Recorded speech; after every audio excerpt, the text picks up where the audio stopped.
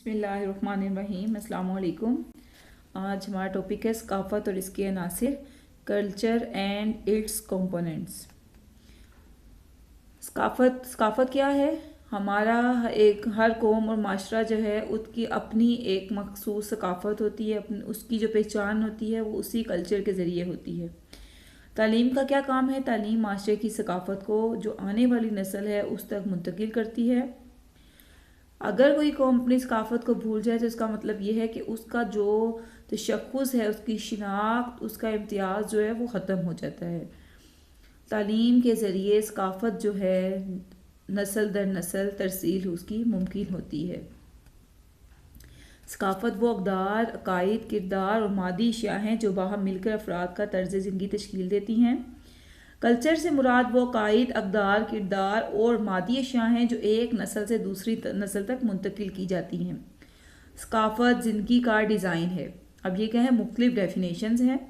माशरे में मौजूद तमाम अशिया और तसव्वुरात कल्चर कहलाते हैं।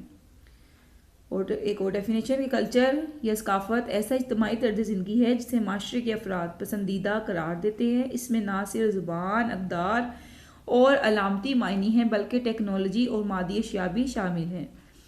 अगरचे दुनिया के माशरे एक दूसरे से मुख्तलिफ हैं, इसके बावजूद इनमें कुछ ऐसे अनासिर मसलन अलामात, ज़ुबान, अक़दार और रवायात हैं जो तमाम सकाफ़तों में पाए जाते हैं।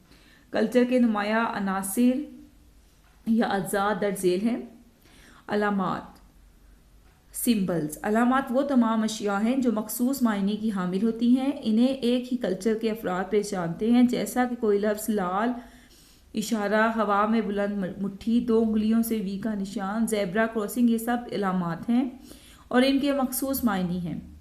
अलामत से मुराद वो शय है जिसके साथ मायने मुंसलिक होते हैं और जिसे बतौर इब्लाग इस्तेमाल किया जाता है। अलामात से मुंसलिक अहम नकात ये हैं। अलामात किसी भी कल्चर की बुनियाद होती हैं। दुनिया के तमाम माशरों में अलामात का इस्तेमाल है। हम रोज़मर्रा ज़िंदगी में अलामात पर इन्हिसार करते हैं और इनकी अहमियत से आगाह हैं। जब किसी नए कल्चर में जाते हैं तो हमें अलामात की ताकत का अंदाज़ा होता है। नए कल्चर में हर फर्द को सकाफ़ती झटका, कल्चर शॉक का सामना रहता है। सकाफ़ती झटके से मुराद किसी भी नई सकाफ़त में मौजूद अलामात के निज़ाम को समझने की सलाहियत का ना होना है। यानी कि अगर कोई ऐसा इंसान जिसको दूसरी सकाफ़त का ना पता हो, जब उसको बातों का पता चलता है, उन को इलामात से वो समझता है और अगर उसमें वो सलाहियत ना हो तो उसको कहते हैं सकाफ़ती झटका। अलामात समझने की सलाहियत की गैर मौजूदगी से फ़र्द इस माशरे में अपने आप को तन्हा महसूस करता है। अलामती मायनी में एक माशरे के अंदर भी इख्तलाफ हो सकता है। माशरा मुसलसल कई अलामात तख्लीक करता रहता है, ये अमल कभी नहीं रुकता।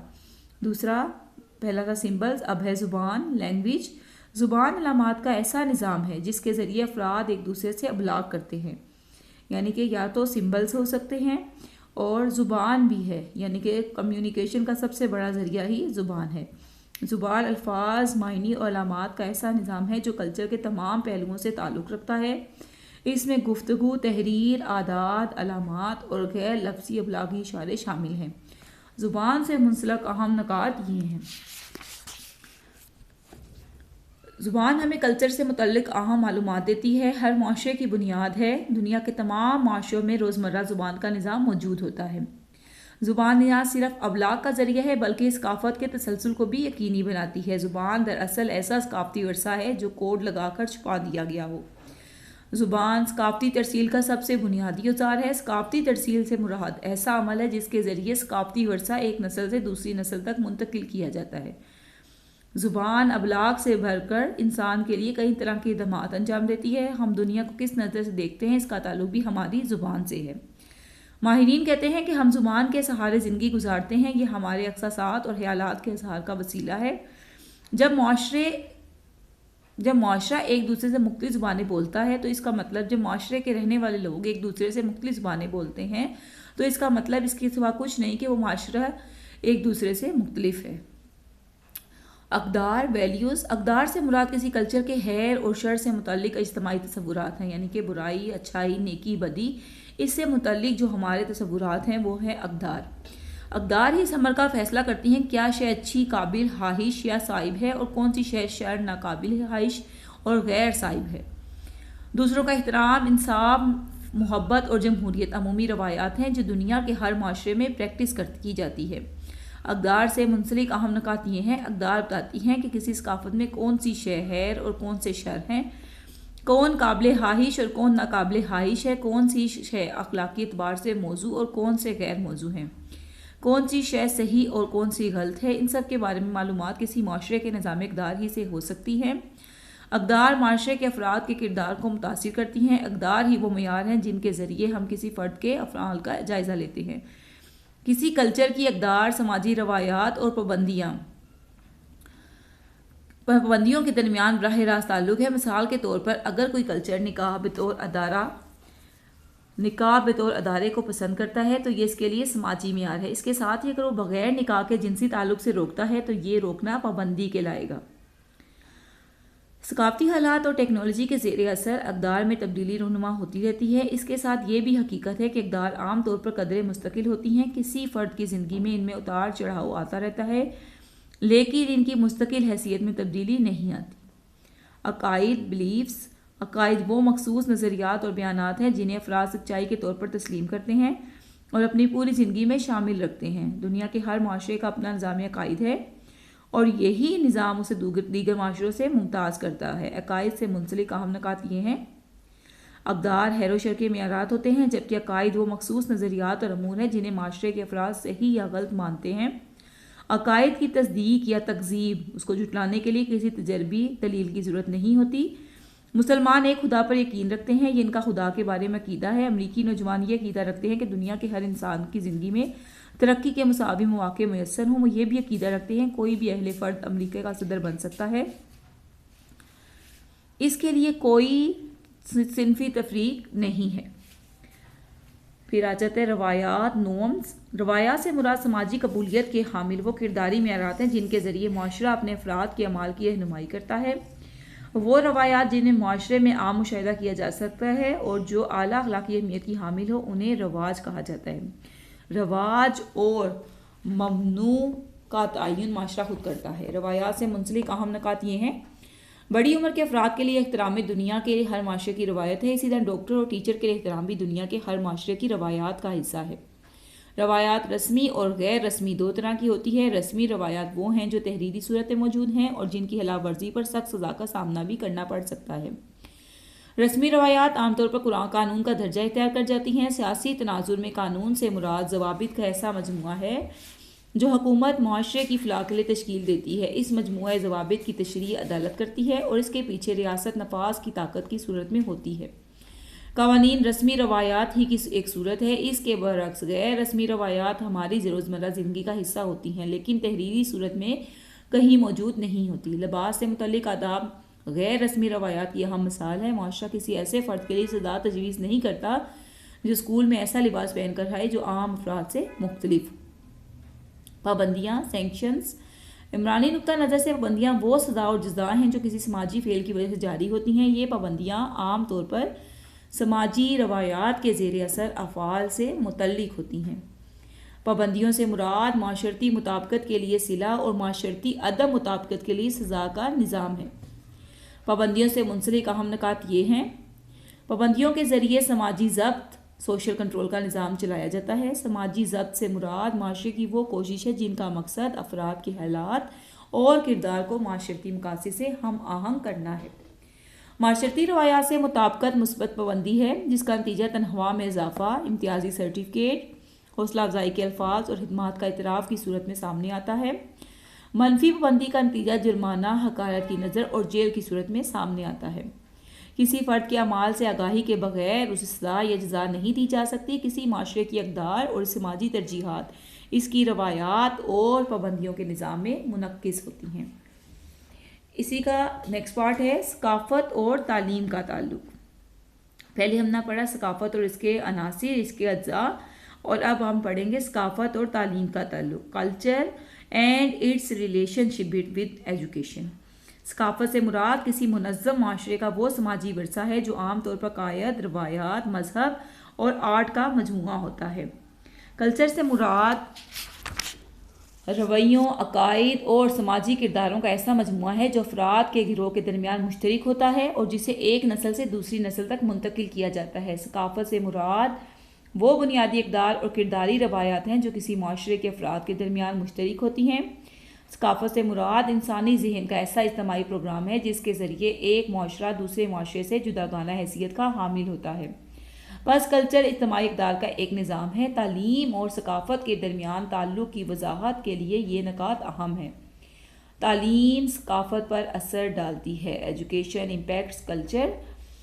کسی بھی معاشرے کی ثقافت، عقائد، روایات، مذہب اور کرداری نمونوں کا مجموعہ ہوتی ہے۔ کسی بھی معاشرے میں کلچر کا وجود مستقل ہوتا ہے۔ کلچر کے تعلیم پر گہرے اثرات ہیں۔ اس طرح تعلیم کے بغیر کلچر کی بقا ممکن نہیں بنائی جا سکتی۔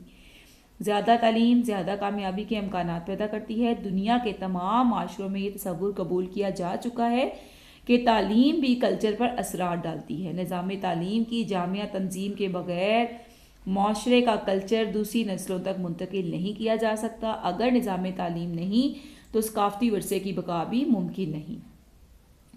تخلیقی ثقافت صرف تعلیم کے ذریعے ممکن ہے۔ تعلیم ایک تکنیک جبکہ کلچر ایک قدر ہے۔ تعلیم ہی وہ واحد ذریعہ ہے جس سے اعلیٰ تخلیقی اقدار کی نمو ممکن ہو سکتی ہے۔ کلچر عام طور پر معاشرے کے غیر مادی پہلو سے منسلک ہوتا ہے۔ تعلیم معاشرے کے مساوی اور غیر مساوی ثقافتی پہلوؤں کے درمیان توازن قائم رکھتی ہے۔ ہر بچہ کسی نہ کسی ثقافت کا حصہ ہوتا ہے۔ وہ مخصوص کرداری نمونے کلچر ہی سے سیکھتا ہے۔ اس طرح کلچر فرد کی زندگی میں بنیادی رول پلے کرتا ہے۔ ثقافتی آہستگی کا خاتمہ صرف تعلیم سے ممکن ہے۔ Education is the only means of bridging the cultural lag. ثقافتی آہستگی سے مراد مادی اور غیر مادی ثقافت کے درمیان فرق ہوتا ہے۔ دنیا میں کسی بھی معاشرے کے عناصر ایک ہی رفتار سے تبدیل نہیں ہوتے۔ کلچر کے تمام عناصر ایک دوسرے سے منسلک اور منحصر ہوتے ہیں۔ اگر کسی ثقافتی عنصر میں تیز رفتار تبدیلی رونما ہو تو ضروری ہوتا ہے کہ ثقافت کے دیگر عناصر کو بھی اس تبدیلی کے ساتھ ایڈجسٹ کیا جائے۔ ثقافتی آہستگی اس وقت واقع ہوتی ہے کہ ثقافت کے عناصر کسی ایک عنصر میں رونما ہونے والی تبدیلی کے ساتھ ہم آہنگ ہونے میں ناکام ہو جاتے ہیں۔ معاشرے کے مادی پہلو میں تبدیلیوں کی رفتار عقائد اور نظریات میں تبدیلیوں سے زیادہ ہوتی ہے۔ خاص طور پر معاشی نظام تیزی سے تبدیل ہو رہے ہیں۔ دیہی معیشت کی جگہ صنعتی معیشت لے رہی ہے۔ بہت سے کام اب مشینوں سے کیے جا رہے ہیں۔ افرادی قوت کی جگہ اب مشینوں نے لے لی ہے۔ مذہبی ساخت کو معاشی ساخت میں تیز رفتار تبدیلی کا احساس نہیں ہو رہا۔ تعلیم ہی وہ واحد ذریعہ ہے جو دنیا کے تمام معاشروں میں موجود ثقافتی آہستگی کے مسئلے کی شدت میں کمی لا سکتا ہے۔ تعلیم ثقافت کی حفاظت اور ترمیم کرتی ہے۔ Education serve the functions of conservation and modification of culture. تعلیم ثقافت کی حفاظت، ترمیم اور تشکیل نو کا فریضہ انجام دیتی ہے۔ تعلیم ایک منظم کوشش ہے جس کا مقصد کسی معاشرے کا کلچر قائم رکھنا ہے۔ تعلیم ہی وہ عمل ہے جس کے ذریعے معاشرہ اپنا ثقافتی سرمایہ، دریافت کردہ علم، مہارتیں اور نظام اقدار ایک نسل سے دوسری نسل تک منتقل کرتا ہے۔ تعلیم اصل میں ثقافتی تبدیلی کا ایک اوزار ہے۔ اسی کے ذریعے معاشرے کے افراد کو علوم، فنون اور رویے سکھائے جاتے ہیں۔ تعلیم کی تنظیم ایک معاشرے ہی میں ہوتی ہے۔ اسی وجہ سے ہم کہتے ہیں کہ تعلیم اور ثقافت ایک دوسرے سے منسلک ہیں۔ تعلیم میں معاشرے کے ثقافتی حالات منعکس ہوتے ہیں۔ Education reflects the cultural conditions prevailing out side. تعلیم معاشرے کے سماجی، ثقافتی، سیاسی اور معاشی حالات کی عکاس ہے۔ تعلیم میں معاشرہ بحیثیت مجموعی منعکس ہوتا ہے۔ یہ تیزی سے تبدیل ہوتی دنیا کا ساتھ دینے کے لیے فرد کی مدد کرتی ہے۔ اسکول معاشرے کی ہر خواہش کو بنا دیکھے سمجھے ہی نہیں مانتا۔ اسکول دنیا کو اپنی آنکھ سے دیکھتا ہے۔ جب اخلاقی اقدار زوال پذیر ہوں تو اسکول اس اخلاقی زوال سے نمٹنے کے لیے اقدامات کرتا ہے۔ وہ کئی ایسے اخلاقی قابل خواہش رویے متعارف کرواتا ہے جن کے باعث اخلاقی زوال کا راستہ روکا جا سکتا ہے۔ تعلیم معاشرے کا آئینہ ہے۔ اگر تعلیم کو بطور سماجی ادارہ منظم نہ کیا جائے تو ثقافتی سرمایہ بحیثیت ایک طاقت زندہ نہیں رہ سکے گا۔ تعلیم سماجی ماحول سے مطابقت کے قابل بناتی ہے۔ Education enables for adaptation to social environment. ثقافت سماجی روایات، عقائد اور نظریات کا مجموعہ ہے. تمام ثقافتی عناصر فرد کو سماجی ماحول سے مطابقت کے قابل بناتے ہیں. سماجی ماحول تبدیل ہونے سے ثقافتی عناصر میں بھی تبدیلیاں رونما ہوتی ہیں. ثقافت کے ذریعے ہی سماجی ضبط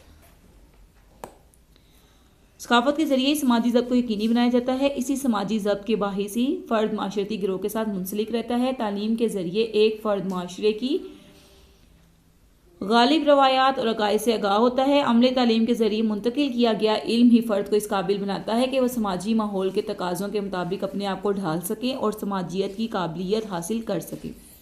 تعلیم ثقافتی سرمایہ کی ترسیل کی ذمہ داری قبول کرتا ہے. Education is responsible for transmission of cultural stock. موجودہ اور نئی نسلوں کو ثقافتی ورثے کی ترسیل میں تعلیم کا کردار بہت اہم ہے. تعلیم نہ صرف ثقافت کی محافظ ہے بلکہ اسے اگلی نسلوں تک منتقل بھی کرتی ہے. تعلیمی عمل کے ذریعے ہی تمام ثقافتی فضائل افراد کے کردار کا حصہ بنائے جاتے ہیں. تعلیم ایک آلہ ہے جس کے ذریعے سماجی اقدار، روایات اور عقائد طلباء تک منتقل کیے جاتے ہیں. ثقافت کی نمو میں بھی تعلیم کا رول بہت اہم ہے. عملے تعلیم کے ذریعے ہی قابل ہائش تبدیلیوں کو معاشرے کی ثقافت میں شامل کیا جاتا ہے. مختلف ثقافتی روایات کے درمیان جو فاصلہ پیدا ہوتا ہے انہیں ختم کرنے میں بھی نمایاں خدمات انجام دیتی ہے. ثقافتی ضروریات تعلیم کے اعضائے ترکیبی میں شامل ہیں. Education incorporates the cultural needs. کسی بھی معاشرے کی ثقافت کے اس کے نظام تعلیم پر گہرے اثرات ہوتے ہیں. معاشرے کے افراد کی مختلف ثقافتی ضروریات سے تعلیم آگاہ ہوتی ہے اور انہیں اپنے اعضائے ترکیبی میں شامل رکھتی ہے. یہ ضروریات تعلیم کا نفس مضمون تشکیل دیتی ہیں. یہی نفس مضمون مختلف مضامین کی صورت میں تعلیمی عمل کے ذریعے طلباء تک منتقل کیا جاتا ہے. جو کچھ بھی ایک طالب علم عمل تعلیم کے ذریعے سیکھتا ہے اس کے ثقافت پر گہرے اثرات ہوتے ہیں. جو کچھ بھی ثقافت کا اہم پہلو سمجھا جاتا ہے وہ اسکولنگ کے عمل کے ذریعے فرد کو سکھانے کی کوشش کی جاتی ہے.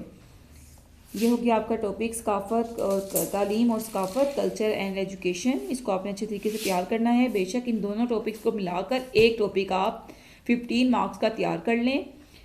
ایک مکمل شیٹ اور ایک ہاف شیٹ تقریباً ہونی چاہیے آپ کی. آپ لوگ بہت مختصر لکھتے ہیں، تھوڑا سا اس کو ڈیٹیل سے لکھیں. اللہ حافظ.